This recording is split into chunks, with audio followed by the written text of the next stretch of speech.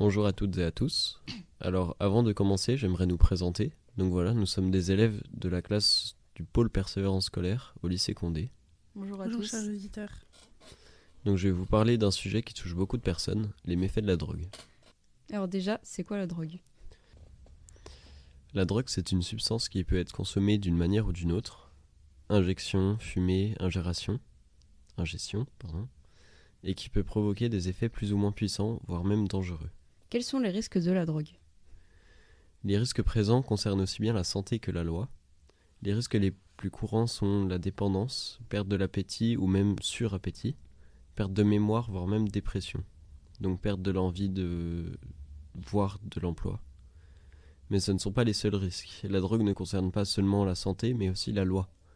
Certes, plusieurs drogues sont légales, comme le tabac ou l'alcool, mais la plupart ne le sont pas, comme le cannabis ou la coke. Et leur consommation est même passable d'1 an de prison et de 3 750 € d'amende. Je peux vous donner la recette pour ne pas tomber dans la drogue. Pour commencer, il vous faut éviter les mauvaises fréquentations, et ce qui s'en rapproche. Si vous avez loupé la première étape, il reste des solutions, ne vous inquiétez pas. Vous pouvez toujours appeler le 0800 231 313 ou en parler à votre médecin généraliste.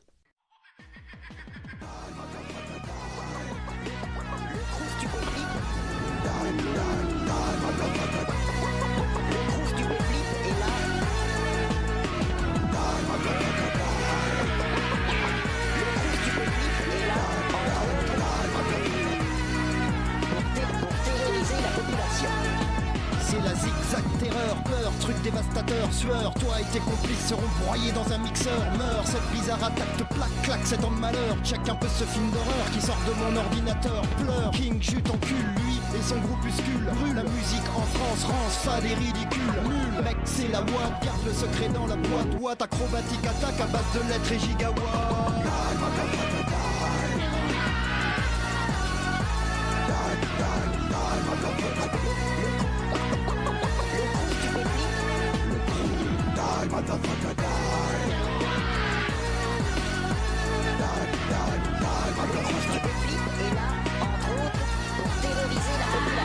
Je viens découper la rythmique à base de phase cataclysmique. Je n'ai que syllabique attaque pour auditeurs épileptiques. Je tripe corps, rap bizarre dans ton enceinte. Grosse rire quand je débarque avec mes phases au tétanos. Les buildings s'écroulent en masse à feu et à sang. Je suis comme toi, on se ressemble 100%. Trip et bouche cousue, telle est la devise de ma clique. Le stupéflip crew demande le respect pour sa secte.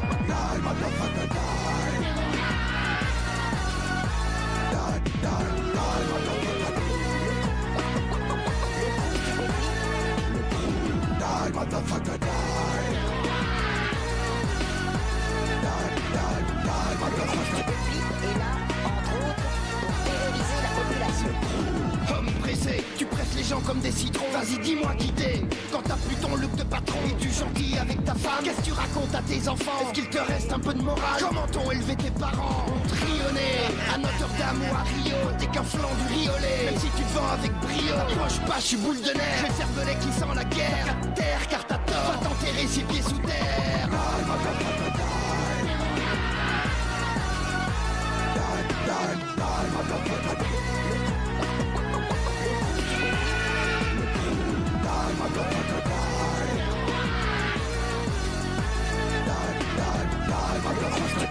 est là, entre autres, pour terroriser la population. Et par là même, instaurer une nouvelle ère. L'ère du stup.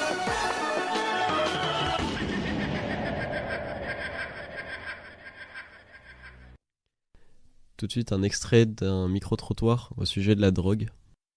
Quelle drogue avez-vous déjà consommé? Jamais.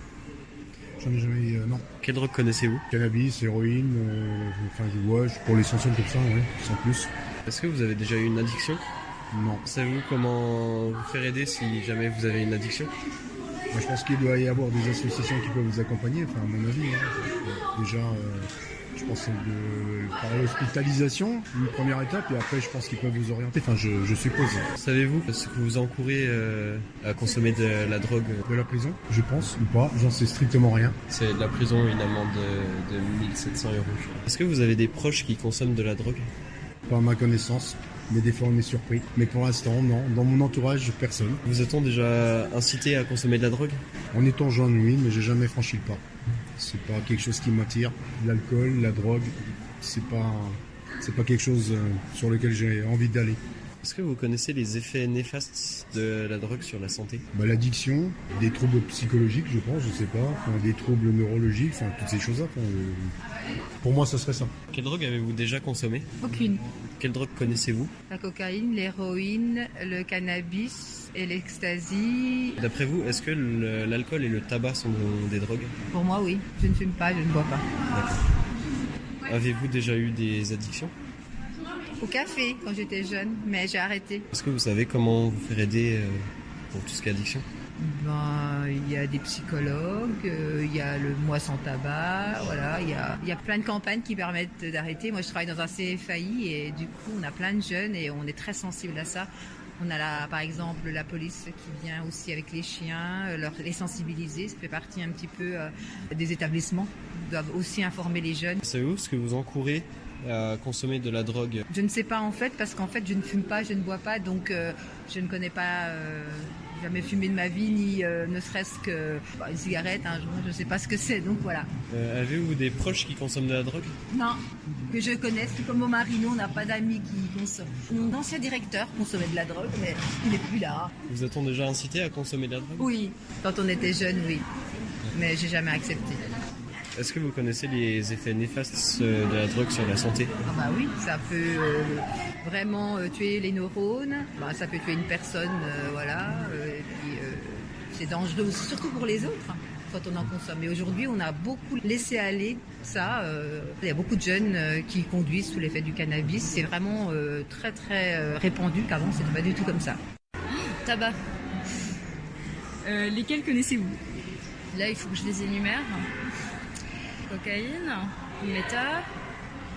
meth, tabac, j'ai envie de dire shit. Et puis je pense que c'est à peu près tout. Je suis pas une grande initiée. Après il y a tout ce qui est légal aussi et qui se revend sous le manteau. Je pense notamment aux opioïdes. Avez-vous déjà eu une addiction? Je fume. Avez-vous réussi à vous en sortir? Non. Savez-vous comment vous faire aider? Oui, je sais. Après, le problème, c'est que j'ai pas la volonté nécessaire. Enfin, je sais pas ce qui coince, mais en tous les cas, ça coince depuis plusieurs années. Mais il y a des services qui existent et la mesure incitative de l'augmentation du prix. Savez-vous ce que vous encourez si vous consommez de la drogue? Oui. Je pense que ça peut très mal tourner. En fait, tout dépend après de quel type de drogue. Parce qu'il y a aussi de la drogue qui s'appelle un traitement. Donc ça, par contre, il peut y avoir des effets secondaires, de l'accoutumance, votre organisme s'y habitue. Mais quand vous êtes atteint d'une maladie chronique, vous ne pouvez pas faire ça. Ou, en fait, vous souffrez. Donc, Avez-vous des proches qui consomment de la drogue? oui. Vous a-t-on déjà incité à consommer? Par contre, j'ai eu beaucoup de chance. Je n'ai jamais eu quelque chose qui a été mis dans mon verre ou ça. Je veux dire, ça ne m'est jamais arrivé. Donc ça, c'est de la chance. Connaissez-vous les effets néfastes de la drogue sur la santé? Je pense que oui, ne serait-ce que la dépendance et tous les effets physiques et psychiques que peut entraîner la dépendance. Je pense à une drogue que j'ai pas nommée, mais l'alcool. On peut clairement mourir et ça peut aussi être source d'handicap. C'est assez grave. Je suis quelqu'un qui est tombé, son handicap est lié à son addiction. Avant, il n'était pas handicapé. Donc c'est sa consommation qui l'a rendu handicapé. Et je cry dans ma chambre, après je fais du rock plus ta pleuve. Je t'ai quitté chez mon pas, désolé, je vais pas te faire de hug. Je vais te coucher, mec, y'a plus de sirop dans mon mec. Faire des prods, puis les plier, ça c'est devenu ma drug. Je demande au Père Noël, une fille fidèle. Mon début c'est des filles belles. J'avais enfin trouvé une fille qui m'aime. Je veux évidemment sur ma vie belle. Laisse, j'avais personne, j'avais besoin d'aide. Je veux remonter, mais la côte est raide. Du coup, je vais le chuter pendant des mois, car je le revois que pendant mes rêves. À la base, j'ai fait ça pour rigoler. Plus de poison dans mon cup, plus de sirop dans mon gobelet. Gros, je rock comme Nirvana, toi ton flow il est mauvais. Tu sais, si ça va pas très bien là, j'ai petit Louis pour m'épauler. Plus de poison dans mon cup, plus de sirop dans mon gobelet. Tu sais, si ça va pas très bien là, j'ai petit Louis pour m'épauler. Et je rock encore une fois. Et je pense encore à toi. Gros, faut que je garde la foi. Et je cry dans la chambre, après je fais du rock plus d'Apple. Je t'ai quitté, je suis même pas désolé, je vais pas te faire de hug. Je vais me coucher, mec, y'a plus de sirop dans mon mec. Faire des prods, plus les plier, ça c'est devenu ma drug. Je demande au Père Noël, une fille fidèle. Bon des pétasses et des filles belles. J'avais enfin trouvé une fille qui m'aime. Je veux évidemment sur ma vie belle. Laisse, j'avais personne, j'avais besoin d'aide. Je voulais remonter mais la côte est raide. Du coup je vais chuter pendant des mois, car je le revois que pendant mes rêves. Je suis pas solo sur l'instrumental. Gros je suis pour des trucs, putain qu'est-ce qu'il m'en faut du mental. Je m'achète comme si c'était rentable. Mon cœur est protégé en haut du château près des remparts. Est-ce que t'es honnête ou tu l'es pas? La meuf m'a laissé très bas. C'était la pire personne mais je l'ai présentée à mes rangs. Je voulais passer la nuit dans tes bras, et ça s'est fini dans tes draps. C'était la pire personne mais pourquoi mon cœur est laqué bras? Et je rock encore une fois. Et je pense encore à toi. Gros faut que je garde la foi. Et je cry dans la chambre, après je fais du rock plus d'Apple. Je t'ai quitté, je suis même pas désolé, je vais pas te faire de hug. Je vais me coucher, mec, y'a plus de cerveau dans mon mec. Faire des prods, plus les plier, ça c'est devenu ma drug. Je demande au Père Noël, une fille fidèle. Bon des pétasses et des filles belles. J'avais enfin trouvé une fille qui m'aime. Je veux évidemment sur ma vie belle. Laisse, j'avais personne, j'avais besoin d'aide. Je vais remonter mais la côte est raide. Du coup je vais chuter pendant des mois, car je le revois que pendant mes rêves. Là je vais tout plier, je te jure je vais tout plier. Gros je dois l'oublier, mec je te jure je dois l'oublier. Mec je te jure je dois l'oublier. Mec je te jure je dois l'oublier.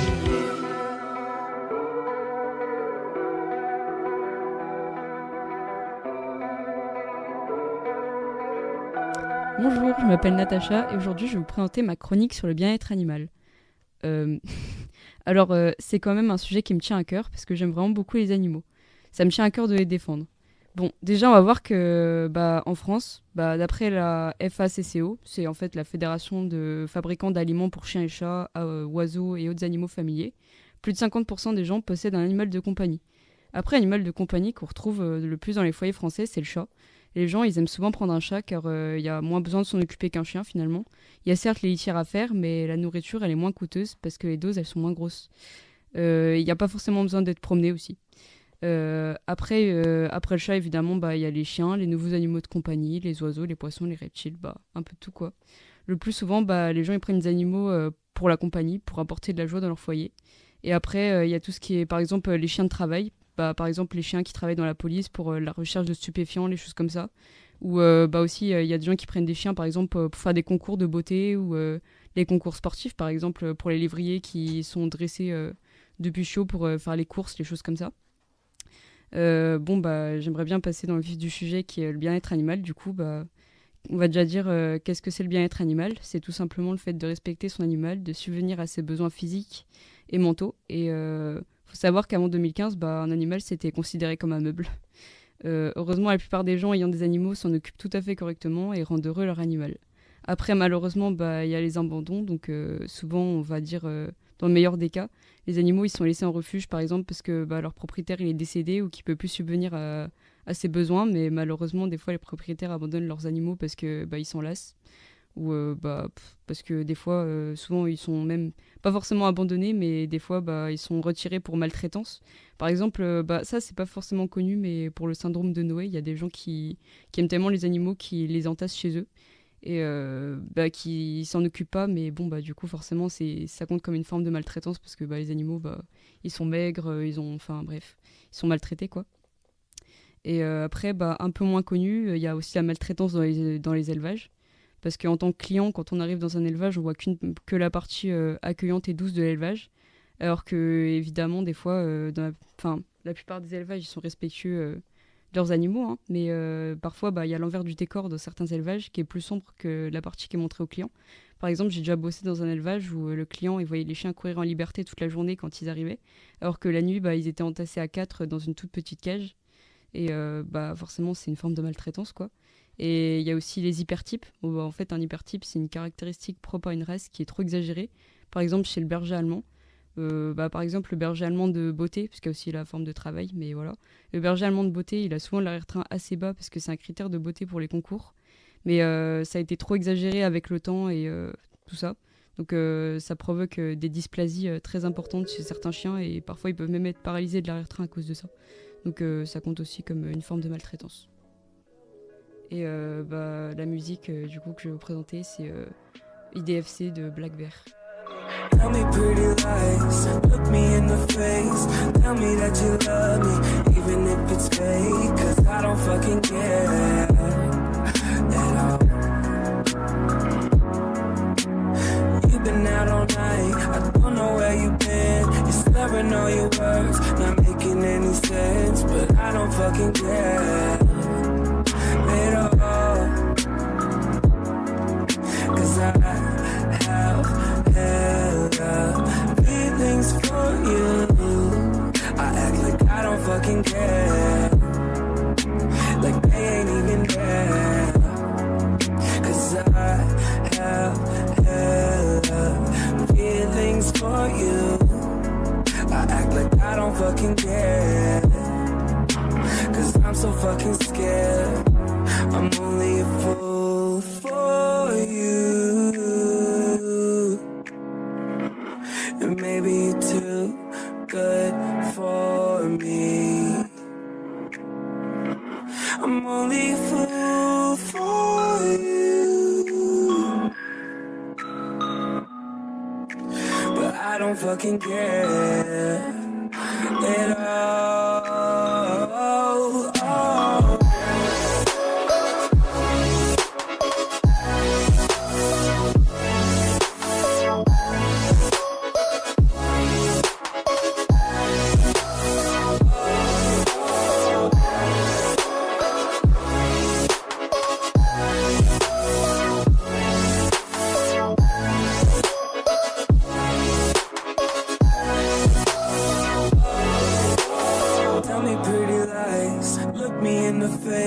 Tell me that you love me, even if it's fake. Cause I don't fucking care at all.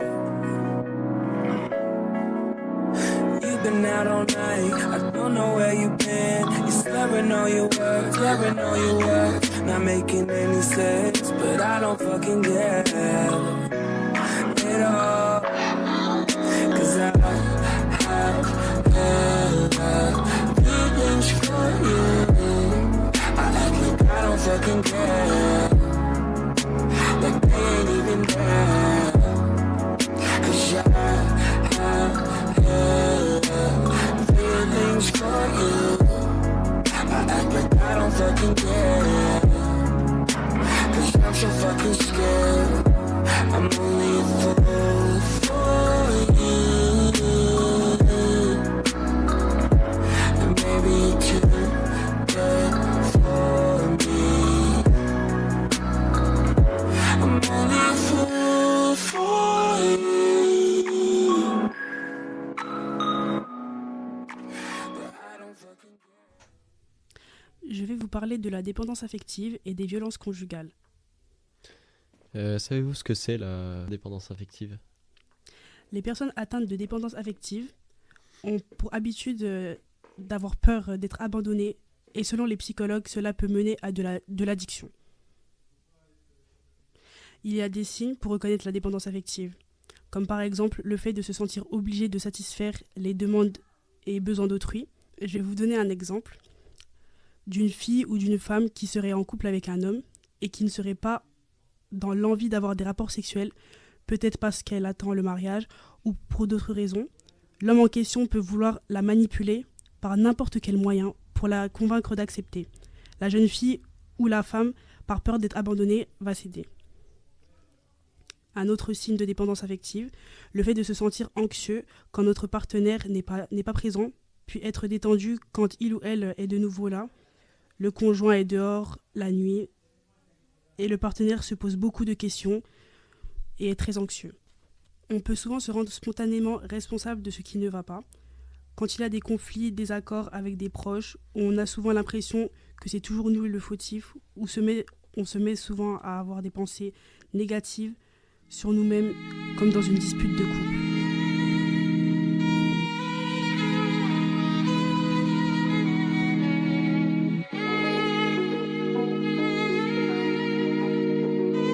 London.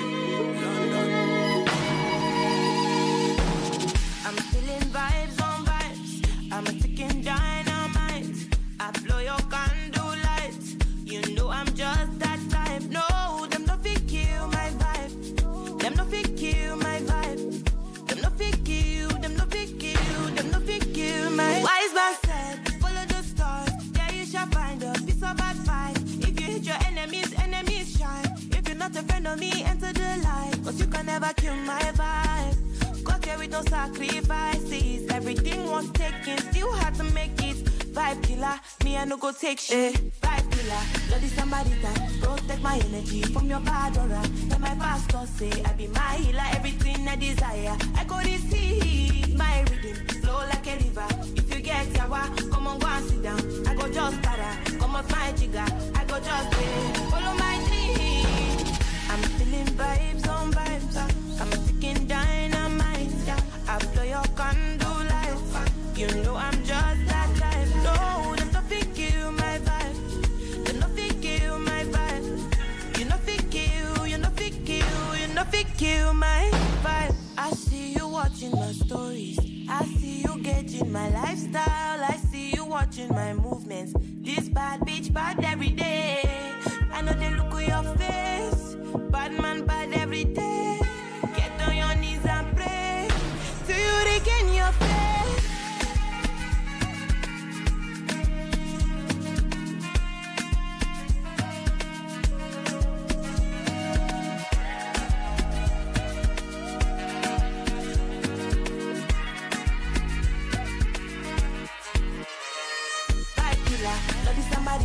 Protect my energy from your bad aura. Then my pastor say I be my healer, everything I desire. I go receive my rhythm, flow like a river. If you get yawa, come on go and sit down. I go just para, come off my jigger. I go just follow my dream.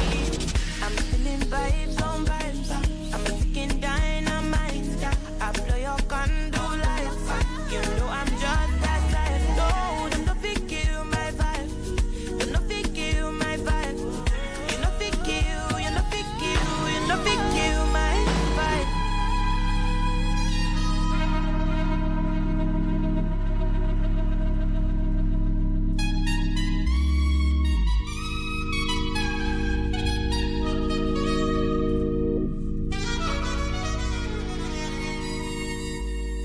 Je vais tout de suite vous faire écouter un micro-trottoir sur ces sujets. La philophobie, c'est la peur d'aimer. Oui. La dépendance affective, c'est devenir dépendant d'une personne pour son affection qu'elle nous donne, que ce soit par un manque ou autre chose. Oui. Et on dépend de ses sentiments, de l'attention qu'elle nous donne, etc. Oui. Est-ce que vous pensez avoir déjà vécu l'une de ces deux choses? Oui. Est-ce que vous pensez avoir quelqu'un dans votre entourage qui aurait vécu ces deux choses? Là, maintenant, ma grande sœur avec son mari. Ça, c'est vrai. Et selon vous, comment on y entre? Je sais pas, mais pour elle, je sais pas vraiment, mais pour ma grande sœur, tellement qu'elle a fait des années avec son mari, elle pense qu'elle peut rien faire à part son mari. Et puis oui, on essaie de la ramener en raison, peu importe ce que son mari fait, elle peut pas, elle supporte, elle est là, donc, mais je sais pas. Et selon vous, comment on pourrait en sortir? Je pense que ça sera mieux de trouver les spécialistes dans ce cas parce que nous, en tant que parents, sœurs, on a essayé, mais avec nos mots, des gestes, tout, mais on n'arrive pas. Du coup, si c'est possible de faire des études, d'amener ces gens, ça, mais je sais pas. D'accord, je comprends. Quel est votre avis sur ces situations? Ah non, c'est pas quelque chose de beau. C'est pas quelque chose de beau. Et moi, je pense que mon avis, selon les personnes qui sont dans ces états, je sais pas, mais bon. Et selon vous, pourquoi ces personnes peuvent tomber dans ces situations? Les raisons, je pense que c'est peut-être un manque de confiance et il y a ça, surtout ça, parce que je vois ça chez ma grande sœur. Elle n'a pas confiance en elle. Pour vous, les répercussions que ça peut nous créer? Elle n'est pas épanouie, elle n'arrive pas à faire quelque chose. Elle ne croit pas en elle, elle est là, sa vie, ça tourne comme ça autour de son mari. Pour vous, tout part au niveau de la confiance, en fait. Voilà. Est-ce que vous pensez avoir déjà vécu l'une de ces deux situations? Non. Non. Selon vous, comment on y entre? Quand on n'a pas confiance en soi. Pardon, vas-y, je t'ai non, vas-y. Ou par exemple, dans une relation toxique, on va dire, on peut se retrouver en dépendance affective. On se raccroche à l'autre quand je pense qu'on n'est pas bien en soi et qu'on se rattache à la personne avec qui on partage. Du coup, la philophobie, c'est ça? Ouais. Peur d'être aimé. Oui, je pense que c'est aussi, ou d'aimer, je pense que c'est aussi par rapport à la confiance en soi. Quand on n'est pas assez bien dans son corps, on a peur d'aimer. Pour aimer et être aimé, il faut déjà s'aimer soi-même. C'est le plus important, je pense. Et je pense que c'est compliqué pour certaines personnes. Et est-ce que vous pensez avoir quelqu'un dans votre entourage qui aurait vécu ces deux situations ou l'une d'entre elles? Oui, moi je pense que je connais, peut-être pas à un grand niveau, mais je pense qu'elle aime trop son ex. Et du coup, elle est trop en dépendance affective, je pense. Et si je connais une autre fille aussi, qui est par contre en dépendance affective et du coup, voilà. Non, elle est en dépendance. Et selon vous, ça touche beaucoup les jeunes? Ça, j'en sais trop rien en vrai. Moi, je sais parce que je pense qu'en ce moment, dans cette période, non mais dans notre génération plutôt, c'est compliqué, je pense, d'avoir confiance en soi par rapport peut-être aux réseaux sociaux. Et du coup, peut-être que ça se propage plus. Oui. Voilà. Et selon vous, comment pourrait-on faire pour en sortir plus facilement? S'aimer soi-même avant tout, avant de vouloir être aimé ou aimer quelqu'un d'autre, faut. Et je pense aussi bien s'entourer et peut-être en parler si on a vraiment un problème de dépendance. Et aussi le remarquer. Parce que je pense que c'est difficile à se rendre compte qu'on est en dépendance affective alors que on y est. Ouais, voilà. Et les répercussions que ça pourrait causer, selon vous? Je pense s'individualiser, c'est ça? Non, je sais pas. Non, être solitaire, plutôt se renfermer sur ça, voilà, c'est ça. Et sur son, du coup, entre guillemets, couple, parce que je pense que c'est le plus fréquent. Et donc, je pense se renfermer à deux, et quand, imaginons la personne, elle part, je pense que c'est très mauvais pour la personne, parce qu'elle peut encore plus se sentir seule avant d'avoir été avec la personne. Voilà. Merci beaucoup de nous avoir accordé votre temps et passé une très belle journée. À vous aussi. Quel type de questions? Voilà, ce serait pour vous savoir si vous connaissez la philophobie et la dépendance affective. Philophobie? Non, je ne connais pas vraiment. Alors, la philophobie, c'est la peur d'aimer. D'accord, très bien, oui. La dépendance affective, c'est dépendant émotionnellement au niveau de l'affection de quelqu'un. Et on ne peut pas s'en passer. Voilà. C'est ça, oui. Alors, ce serait pour savoir si vous pensez avoir déjà vécu l'une de ces deux choses ou les deux. Alors, oui, quand j'étais enfant, j'avais besoin d'être aimé, oui, c'est vrai. Mais depuis très très longtemps, non, pas du tout. Est-ce que quelqu'un de votre entourage pourrait avoir vécu l'une de ces situations selon vous? Oui, je connais au moins 2 personnes qui sont effectivement en manque d'affection. Et selon vous, comment on y entre dans ces situations? Alors ça, je ne suis pas psychologue, je ne peux pas vraiment l'expliquer. Je pense que c'est quelque chose qui vient petit à petit sans se rendre compte. On aime quelqu'un, ensuite on subit donc des échecs avec la personne. Malheureusement, on s'y est attaché et puis en fait, on n'a pas d'autres ressources. C'est la raison pour laquelle on reste accroché à ça et puis on en souffre parce qu'on n'a pas d'autres ressources. On ne sait pas par quoi remplacer cette affection. Et selon vous, quelles sont les répercussions? Eh bien, ça peut aller très loin parce que ça peut amener à une dépression. Ça peut amener aussi à avoir des relations très mauvaises avec son entourage, s'isoler davantage et puis ça amener peut-être au suicide. Eh oui, ça peut aller jusqu'à là. Aurez-vous des solutions pour en sortir? Alors, c'est facile à dire, des solutions, oui, effectivement. Je pense que la solution, ce qu'il faudrait, c'est être assez lucide pour se rendre compte que quand on a des relations disons, un petit peu toxiques, nocives, de s'en éloigner bien avant qu'il soit trop tard. Ensuite, la seule solution, c'est soit se faire accompagner par un psychologue ou alors également s'entourer de personnes qui sont très bienveillantes. Merci beaucoup de nous avoir accordé votre temps et passé une très belle journée. La dépendance affective, c'est être dépendant émotionnellement ou affectivement d'une personne. Est-ce que vous pensez avoir déjà vécu l'une de ces deux choses? Non. Est-ce que vous pensez avoir quelqu'un de votre entourage qui vivrait ce genre de situation? Il y en a toujours. Hein. Après, je ne sais pas. Ça peut arriver qu'il y en ait. Hein. C'est comme les gens n'expriment pas, ne disent pas les choses, donc on ne peut pas savoir. Moi, je pense pas, franchement. Non, je pense pas. D'après vous, comment on pourrait sortir de ces situations? Mais moi, personnellement, je suis croyante. Et donc, moi, je me confie en Dieu. Donc, après, c'est tout ce que je peux demander aux gens. C'est si je peux prier pour eux ou n'importe. Voilà. Moi, pareil, mais juste, je vais ajouter que humainement, il faudrait consulter un psy ou quelque chose comme ça. Quoi. Et selon vous, comment pourrait-on y entrer dans cette situation? Je sais pas, ça dépend de la personne. On a besoin d'amour et on s'attache des fois à des gens qui c'est peut-être pas la bonne personne, quoi. Et ça nous fait du mal, quoi. Et les répercussions, selon vous? Mais ça fait des dégâts quand même, hein. Ça fait de gros dégâts. En fait, c'est comme la drogue, je pense. Ouais, c'est addictif, ça te plombe la santé, le moral. Merci beaucoup de nous avoir accordé votre temps, mesdames, et passez une très belle journée. La philophobie et la dépendance affective, est-ce que vous savez ce que c'est ? Non, pas vraiment. La philophobie, c'est la peur d'aimer. Et la dépendance affective, c'est être dépendant émotionnellement ou affectivement à une personne qu'on peut penser aimer. Est-ce que vous pensez avoir déjà été dans l'une de ces deux situations ou les deux ? Non. Non, jamais. Est-ce que vous pensez avoir quelqu'un autour de vous qui serait dans ces deux situations ? Non, je crois pas. Selon vous, comment on y entre ? En n'ayant pas confiance en soi, je pense, par exemple. Et quelles sont les répercussions, selon vous ? Qu'on rentre dans des relations toxiques, en quelque sorte. Et est-ce que vous pensez que ça peut être toxique pour l'entourage d'une personne concernée ? Oui, je pense. Et comment en sortir ? En discutant, et puis peut-être en allant voir un psychologue. D'après vous, comment commence une philophobie ou comment finir par vivre d'une dépendance affective ? Quand on n'est pas assez indépendant, je pense que quand on est trop dépendant à la personne et puis qu'on n'a pas son indépendance à soi, on finit par tomber dans ce genre de relation. Merci beaucoup pour votre temps et passez une très belle journée, monsieur. Merci. Est-ce que vous connaissez la philophobie et la dépendance affective ? Alors franchement, très vaguement, mais pas dans les détails, quoi. Alors la philophobie, c'est la peur d'aimer.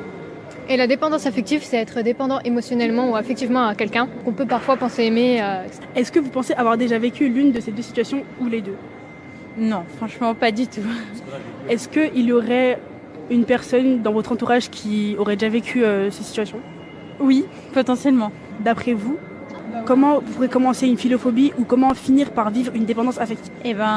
En parler, je pense, autour de soi pour essayer d'être aidé. Et puis, je pense que c'est déjà bien. Après, c'est un long processus. Je pense que on n'en sort pas comme ça. Comment on y entre, selon vous ? Soit par une relation amoureuse ou amicale toxique, soit une relation familiale, ça peut dépendre. Et les répercussions, selon vous ? Je pense isolement, dépression peut-être, profonde. Et quel est votre avis sur ces situations ? Que ça peut être assez grave. Je pense qu'il y a différents degrés et que il faut en parler. Merci beaucoup de nous avoir accordé votre temps, mademoiselle, et passez une très belle journée.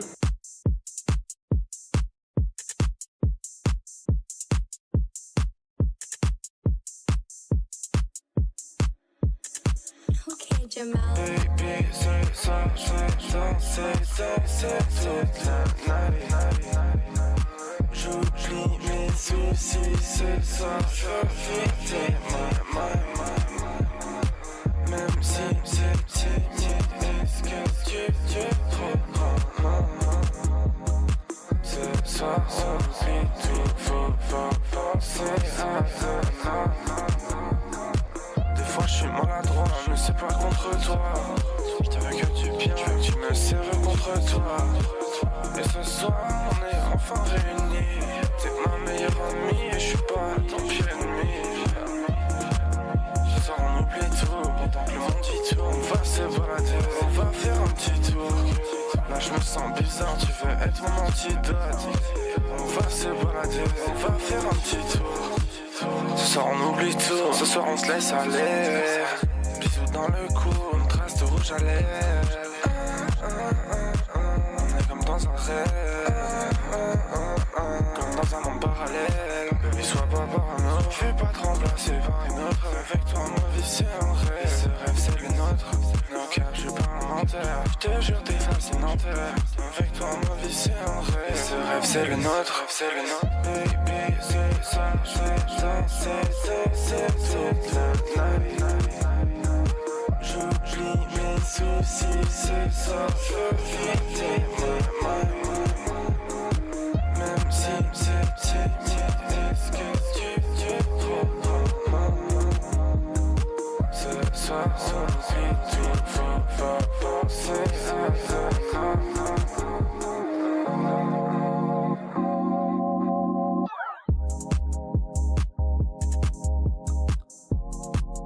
Vous savez ce que c'est la philophobie et la dépendance affective? Dépendance affective, oui. La philophobie, c'est un peu la peur d'aimer ou la peur de s'engager dans une relation. Est-ce que vous pensez avoir déjà vécu l'une de ces deux situations? Peut-être. Ouais, je pense. Comment nous entrons dans ces situations? Je sais pas, je pense que certains ça vient de l'enfance, d'autres tout va dans leur vie, c'est juste, je sais pas, ils s'attachent à une personne, ça vient, je sais pas, ils sont comme ça d'eux-mêmes. Et selon vous, comment pourrions-nous en sortir? faut travailler sur soi-même. Je pense que c'est dur à s'en sortir, c'est long. Un homme qui se fait agresser sexuellement, il n'en parle jamais. Parce que c'est une honte, une faiblesse aux yeux des autres.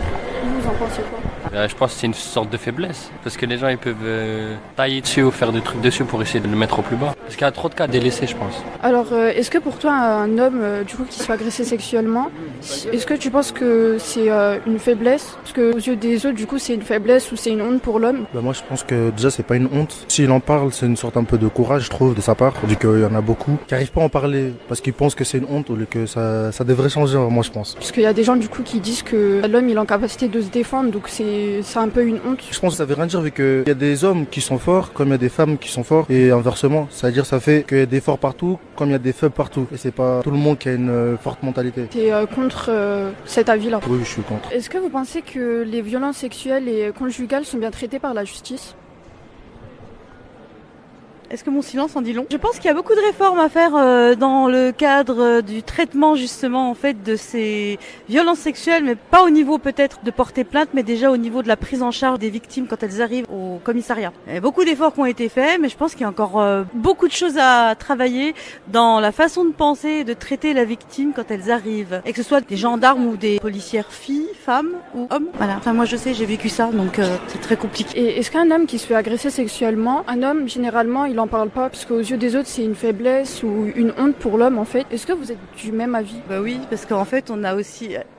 Alors c'est bien, c'était mon sujet de la semaine dernière, donc ça tombe bien. Alors oui, effectivement, les hommes en parlent beaucoup moins, mais en même temps, quand on a élevé en fait des hommes, des enfants, ou que la société colle une image très forte au masculin, c'est un petit peu normal. On est des hommes qui vont pas avoir tendance à se confier sur des agressions sexuelles. Pour eux, effectivement, ça va être une honte. Et puis comment ça se fait qu'une femme a réussi à l'agresser sexuellement en plus? Qu'une agression c'est une chose, mais là une agression sexuelle c'est autre chose. Donc c'est parce que ces hommes-là ont été enfants et on leur a mis dans la tête qu'il fallait qu'ils soient très très forts, qu'ils aient pas le droit de pleurer, qu'ils aient pas le droit de dire ce qui leur arrivait à un moment donné. Donc la société aussi doit remettre un petit peu d'empathie envers ces personnes-là et puis éduquer peut-être dès l'enfance qu'à un moment donné, un homme, ça peut s'exprimer, ça peut pleurer, ça peut avoir mal et ça peut aussi ne pas se laisser faire. Est-ce que vous pensez que les violences sexuelles et conjugales sont bien traitées par la justice? Ça dépend lesquelles, je pense. Après, ça dépend comment elles sont témoignées. Si la personne, elle a des marques et tout ça et que ça se voit, je pense que ce sera plus traité que si c'est juste un témoignage comme ça. S'il n'y a pas trop de preuves, c'est pas traité quoi. La plainte, elle avance pas. Ouais, c'est ça, c'est ça. Non, moi je pense pas. Enfin, je sais pas, je pense que c'est pas pris très au sérieux. Le fait aussi que ce soit plus les femmes que les hommes, je pense aussi ça joue. Bah en vrai, moi je pense que c'est pas trop pris au sérieux dans la justice. Genre, y a beaucoup de gens qui se font agresser et tout, et personne dit rien. Et tant qu'il y a pas de preuves, y a pas forcément de conséquences. Du coup, bah je trouve que c'est dommage quoi. C'est pour ça du coup que les plaintes elles avancent pas en fait. Il y a beaucoup de femmes qui se retrouvent à rester dans le silence sans que rien n'avance. Vous en pensez quoi des hommes qui sont agressés sexuellement mais qui en parlent pas sous prétexte que c'est une faiblesse? Ou que en fait c'est mal vu par certaines personnes? Moi je pense qu'ils devraient en parler quand même parce que ça pourrait les aider déjà. C'est une bonne chose. Et non, c'est pas forcément une faiblesse. Après, c'est des choses qui arrivent dans la vie, etc. Et en parler, ça fait toujours du bien. Et après, ils deviennent plus forts. Il y en a pour eux, l'homme, il est en capacité de se défendre. Il a plus de force que la femme, comme on le dit maintenant dans notre société. Du coup, ils se retrouvent aussi dans un silence complet. Ils en parlent pas du tout. Et pourtant, il y a beaucoup de garçons qui subissent des violences sexuelles, que ce soit faites par un homme et aussi par des femmes. Après, on dit ça, mais c'est pas forcément le cas. Hein. C'est ce que pense la majorité des gens, effectivement, mais dans la réalité, c'est pas forcément le cas. Après, même s'ils se cachent, etc., ils sont pas forcément forts, comme on dit, entre guillemets, quoi. Est-ce que vous pensez que les violences conjugales et sexuelles sont bien traitées par la justice? Non, pas du tout. Ouais, non. Moi, je connais des gens, par contre, qui ont subi, mais qui ont jamais porté plainte, par exemple. C'était dans le silence? Oui, voilà. Moi, je pense que les violences faites sur les hommes, enfin, même les agressions sexuelles sur les hommes, c'est tout autant grave que sur une femme, et que les hommes, comme les femmes, ne devraient pas en avoir honte et ils devraient en parler librement. Tu défends pas cet avis-là? Oui, pour moi, les deux, c'est très grave. Il n'y a pas un plus grave que l'autre. Elle me dit, faut que tu t'ilguises si tu penses trop. Je peux pas passer à autre chose, je remets le truc sur le plateau. C'est me relever, mais cette fois-ci, la vie m'a mis un KO. Nous deux, ha ha ha, next time. T'as mis une bitch qui m'appelle le soir pour un FaceTime. Tu voulais la vérité, y'a que la deadline. J'ai compris, nobody cares, je suis un détail. Non, j'ai pas de réponse à mes questions. J'ai la tête sous l'eau et à chaque fois je sens la pression. Je suis high as fuck, je me sens noyé sous les nuits. Rêve et réalité, je perds la raison. Je me rappelle quand j'avais 10 ans et que je surfais sur les blocs. Je vais rentrer dans mon cœur, mais je ne donnerai pas les logs. Je suis bloqué dans un trou noir qui est dû aux drogues. Imagine la peine que je porte, dis-moi qui me retient si je drop. Bitch, enlève ta sonde de mon Vivienne Westwood. Elle vient de suck sur la dick et elle veut fumer sur le wood. Mais oh, tu sais très bien que pour toi je zoome. Tu vas ressentir l'impact mais tu n'entendras pas le boom. Elle me dit, faut que tu te le dises si tu penses trop. Je peux pas passer à autre chose, remets le truc sur le plateau. C'est me relever mais cette fois-ci la vie m'a mis un KO. Nous deux, ha ha ha, next time. Jamais une tu m'appelles le soir pour un FaceTime. Tu voulais la vérité, y'a que la deadline. J'ai compris nos beaux les cœurs, je veux un détail. Non, j'ai pas de réponse à mes questions.